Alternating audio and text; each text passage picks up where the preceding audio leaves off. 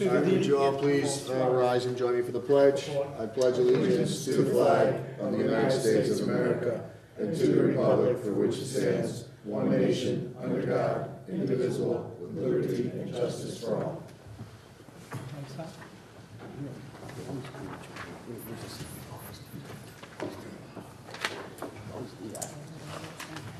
All right, today is Wednesday, April 4th, 2018. This is a special meeting of Town Council. I want to thank the members of council who were able to make it this evening on fairly short notice. Ms. Lapellis, I know, is away on vacation, and Mr. Maurer had other business at this very different day and hour, so it's certainly expected. And I want to thank everybody for taking time out of their schedules to attend to this business in light of the regular meeting that was scheduled for Monday evening, which will be canceled due to it occurring on our school break week. So we will move forward with the consent calendar. Are there any comments or changes requested to the consent calendar?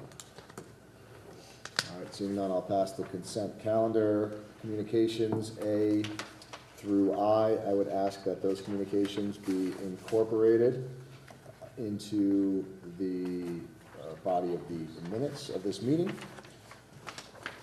Public participation. Are there any members of the public wish to participate in the public participation session at this time?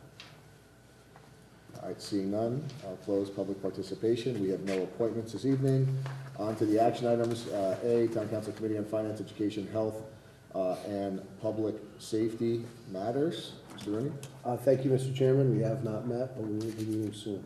Thank you. Thank you, Mr. Rooney. B is the Planning and Zoning, Public Works, and Park and Recreation Subcommittee. Ms. Lapellis is the chair of that. I did not receive a written report. I'm not sure if that subcommittee met. No, last meeting? No, they did not. Okay. So, no update on that front. Moving on to L&A, which is C. Mr. Reed? Thank you, Mr. Chairman. We actually did just meet, and the results of our meeting will come out in our new business tonight. Thank you. D, SPC, Mr. Condon? We have met and talked about the RFP for space planning, and outcome will be forthcoming in the minutes. Great. E is the EMS Building Committee, Mr. Condon? That would be. I'm sorry, Mr. Rooney. I messed that up every time. Thank you, Mr. Chairman. No, we have not met, but we do have a scheduled meeting for April 10th. We will have information next council. Thank you, Mr. Rooney. F, Fire Services Study Committee. That's back to you, Mr. Condon. The report should be coming out this month. They will be coming back with a report to Chair Pat O'Hara, and but we have not met officially in April. Fair enough. G is the First Selectmen's update. And for the record, Mr. Kellogg has handed out a written update that I just passed out to all members of council. Mr. Kellogg? Thank you, Mr. Chairman. A very brief update since we not a lot of time has elapsed since our last meeting. The only item I wanted to bring to your attention is that I will be scheduling a meeting on May 7th at 7 p.m. here in Chambers to take care of a couple of items. One is the charter required meeting of all boards and commission members. So I will be inviting all board and commission members to that meeting. The highlight will be a training session from our FOI, Public Education Officer from the state, Tom Hennick, who will give his FOI training at that meeting as well. Thank you, Mr. Kellogg. Ms. Martin? Yes. I noticed we have in attendance our interim Park and Rec Director. Yes, we do. Perhaps Mr. Kellogg would like to introduce her. Sure, Missy, would you like to come say hi? Hi, Missy Burrows. Hello. Hello. Welcome. Thank you. Later, I guess. Welcome aboard. Thank you. Thanks. Anything else? Thank you. No? Okay. We are moving on to Chalk Hill. I believe there are no updates, but I'll defer to you, Mr. Kellogg. You are correct. All right. Any comments on Chalk Hill? All right, we'll move on. We have two items of new business. A is the Stevenson Fire Department Peterbilt CAT 5201 Limited Warranty Agreement, which is in our packet. And may I have a motion to approve the following resolution. Resolved that Kenneth M. Kellogg, First Selectman of the Town of Monroe, is authorized to execute and deliver on behalf of the town of Monroe the Peterbilt Motors Company limited warranty agreement for the Stevenson Fire Department CAT 5201 vehicle. So moved. Motion by Mr. Rooney, second by Mr. Reed. For discussion purposes, just as a preliminary matter, I'll just turn the floor over to you, Mr. Kellogg, to give us an update on this. Okay, thank you, Mr. Chairman.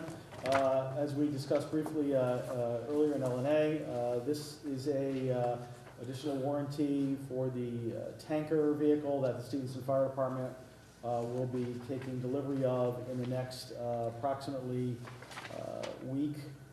So time is somewhat of the essence. In addition to the warranty that's covered under the overall agreement from KME, who is putting this together, this also comes with this limited warranty agreement for the chassis, and it's their kind of standard agreement, but it does require us to execute it in several areas, as you can see here. So that is why it is before you. Thank you, Mr. Kellogg. Anything further? For the record, LNA did consider this agreement, and it did pass 3-0 for full consideration by council. Anything further? Seeing none, I'll call for a vote. All those in favor? And against, that motion carries 7-0. The next item of business is B Wolf Park Pool Contract, Savoy, or Savoy, is it Savoy? Saval. Saval? Saval Pool, yes, Ms. Martin. Just before you go on to that, do we have to have the resolution read in? No, I read the resolution by way of motion. Motion. Yep. All right, thank you. Thank you. So moving on to item B, may I have a motion to approve the following resolution? Resolved that Kenneth M. Kellogg, first selectman of the town of Monroe, is authorized to execute and deliver on behalf of the town of Monroe the Saval Pool Opening and Closing Contract 2018 for the pool at Wolf Park. So moved. Motion by Mr. Rooney, is there a second? Second. Second by Mr. Condon. Again, I'll turn the floor over to you, Mr. Kellogg, for discussion. Thank you, Mr. Chairman. So the Parks and Rec Department has presented to me this an agreement. This is a company that we've used for at least 3 or 4 years now, that they are very happy with and pleased with. And one of the, it is a commercial pool servicing company, so they're very happy with the level of performance. I did make, working with the town attorney, made some modifications to the agreement. The original one was a little bit too open-ended from a financial standpoint, which is why you'll see some of the things like supplies being capped as a not to exceed. There's also a change order process, which we made consistent with our charter. It was not the original, in the original form of the agreement. So this will allow us to get the pool open on schedule. Great. Thank you, Mr. Kellogg. Certainly, Missy's here if you need further information. Any further comments or discussion? Mr. O'Rourke. The only thing that grabbed my attention with regards to this contract, I don't recall so much verbiage regarding limitation of liability in such a straightforward contract as this. Maybe I'm being a little oversensitive to it, but my gosh, I have shipping contracts that have less indemnification in it than this. I did a page and a half of indemnification, and one of them seemed to be a little strange, whereby they're not responsible for any third-party work, yet in the very next section, they're talking about having the right to have a third-party work on their behalf. Anyway. No, that's a good point. I'll defer to the town attorney who has negotiated those pieces of the. The part regarding the liability, Mr. O'Rourke, that was as it stands now, the pool company is not responsible for any negligent acts or omissions that are not caused by them. So should it be the town or a member of the public? That's not very much deviation, if at all, with a lot of our other contracts. Okay. And in terms of the third party limitations, that's if I'm recalling the same provision, it basically recites the same thing, but it adds to it that they're not a manufacturer. Saval is not a manufacturer; they're just a retailer and the installer. So if there are any defects in the equipment, for example, that the chemicals that they install. In the unlikely event that that occurs, then they're not liable there. If that answers your question. Answer that question, I just had to show you that I read it. Okay. Hey, I'll talk about it, I'll talk about it today. Any further comments?